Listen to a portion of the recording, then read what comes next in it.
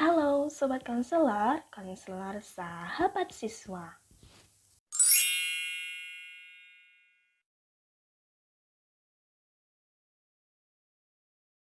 Nah Sobat Konselor, setelah pembahasan dari dua materi sebelumnya, maka pada video kali ini kita akan membahas dan masuk ke materi yang ketiga, yaitu tentang fungsi keluarga.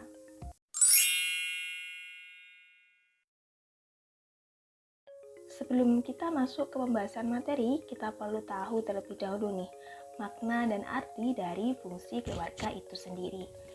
Fungsi keluarga itu adalah cerminan bagaimana keluarga itu menerapkan gaya pengasuhan pada anak-anaknya dan kualitas hubungan serta interaksi antar anggota keluarga.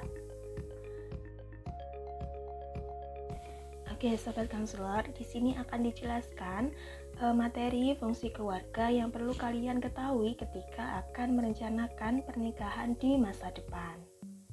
Oke, fungsi keluarga itu ada 8. Fungsi yang pertama adalah fungsi edukasi, lalu fungsi sosialisasi, fungsi proteksi atau perlindungan, fungsi afeksi atau perasaan, lalu fungsi religius, lalu fungsi ekonomi, fungsi rekreasi, dan yang terakhir adalah fungsi biologis.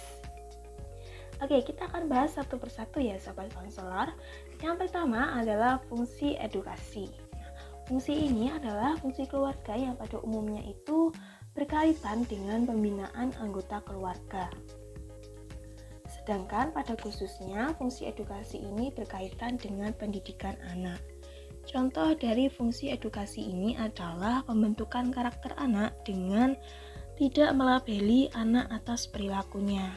Misalnya, anak yang suka berlarian dan membuat barang-barang di rumah menjadi berantakan, maka orang tua sebaiknya tidak langsung melabeli dengan anak nakal. Lalu yang kedua, fungsi sosialisasi. Nah, fungsi ini dapat diartikan sebagai fungsi keluarga yang berkaitan dengan perkembangan anak dalam lingkungan sosial.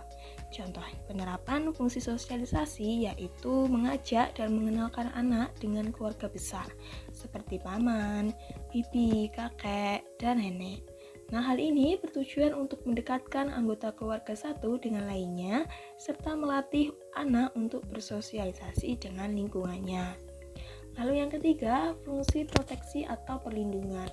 Nah, fungsi ini dapat diartikan sebagai fungsi keluarga dalam melindungi anak dari interaksi sosial di lingkungannya. Nah, contoh penerapan fungsi proteksi atau perlindungan yaitu melindungi anak dari kekerasan fisik dan pelecehan dari lingkungan luar. Lalu bersikap lembut terhadap kekurangan anak dan tidak membandingkan anak dengan orang lain. Lalu yang keempat adalah fungsi afeksi dan perasaan. Nah, fungsi ini berkaitan dengan hubungan sosial antara orang tua dan anak yang didasari oleh kemesraan. Nah, contoh penerapan fungsi afeksi dan perasaan yaitu mengelus kepala anak dan tersenyum bangga ketika anak mencapai sebuah pencapaian, lalu memeluk anak ketika anak merasa sedih dan terluka. Lalu yang kelima ada fungsi religius. Nah, fungsi ini berkaitan dengan memperkenalkan dan mengajarkan anak serta anggota keluarga lain terhadap kehidupan beragama. Nah, contohnya adalah orang tua itu mengajarkan anak-anaknya untuk taat beribadah, lalu mendaftarkan anak di TPH, dan membiasakan anak sejak dini untuk selalu berdoa ketika memulai suatu kegiatan.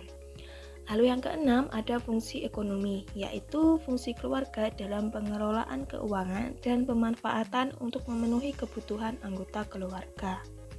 Contoh penerapannya adalah suami istri yang sepakat untuk berinvestasi dan menabung di bank untuk digunakan sebagai dana simpanan di masa mendatang. Lalu yang ketujuh adalah fungsi rekreasi, yaitu fungsi keluarga yang berkaitan dengan pembentukan suasana yang akrab, ramah, dan hangat antar anggota keluarga, serta memiliki rasa saling mempercayai tanpa beban dan suasana yang santai. Nah, contoh penerapannya adalah keikutsertaan sebuah keluarga dalam acara reuni keluarga tiap tahun. Lalu contoh lain adalah berkunjung ke sanak saudara ketika hari-hari besar agar tetap terjalin komunikasi yang baik. Lalu yang kedelapan, fungsi biologis, yaitu fungsi keluarga dalam memenuhi kebutuhan biologis setiap anggota keluarga. Contohnya adalah suami istri yang baru saja menikah harus saling memenuhi kebutuhan biologisnya masing-masing dan berlanjut memiliki komitmen untuk segera memiliki buah hati. Oke, Sobat Konselor, dari pembahasan materi tentang fungsi keluarga tersebut, maka dapat disimpulkan bahwa keluarga itu memiliki peran yang sangat penting dalam membentuk karakter dan juga kebiasaan dari setiap individu yang ada di dalam keluarga tersebut. Nah, oleh sebab itu, kita sebagai orang yang akan mempersiapkan pernikahan di masa depan, kita perlu memahami dan juga sebisa mungkin menerapkan fungsi-fungsi keluarga tersebut di dalam kehidupan sehari-hari kita. Nah, dengan begitu nantinya akan terbentuk keluarga yang berkualitas. Nah, Sobat Konselor, setelah ini kalian bisa langsung berdiskusi melalui platform yang telah disediakan oleh konselor kalian ya. Terima kasih dan semoga informasi kali ini bermanfaat bagi Sobat Konselor semuanya. Bye-bye, sampai jumpa di video selanjutnya.